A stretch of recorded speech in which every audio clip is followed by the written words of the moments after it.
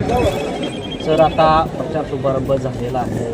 नगरपालिकेला देखील त्याच दोषामध्ये तुम्ही केला आणि तिथं पवित्र त्या पद्धतीने यश पण आला. जरा तुम्ही त्याच दोषानं तुम्ही त्या ठिकाणी संबोधन केलं लोकांना, तर जिल्हा परिषद कसं यश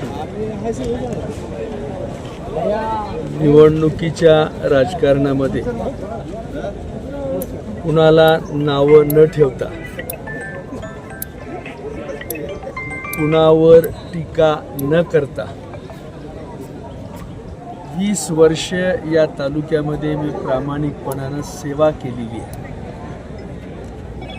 त्या सेवेचा दाखला देऊन मतदार बंधू भगिनींना मी विनंती करतोय की जे काही 4-5 महिला उमेदवार अनुसूचित जातीमधून उभ्या आहेत, या सर्वच माय बहिणी मतदारसंघाविषयी कशी भूमिका मांडतात, मतदारसंघाविषयी काय बोलतात, मतदारसंघातून भूमिका मांडताना कोणतं व्हिजन मतदारसंघाच्या विकासाचं सांगतात, याबद्दल बंधू भगिनीनं आत्मचिंतन करावं आणि मग या मंडळींना मतदान करावं. माझी मुलगी वकील आहे.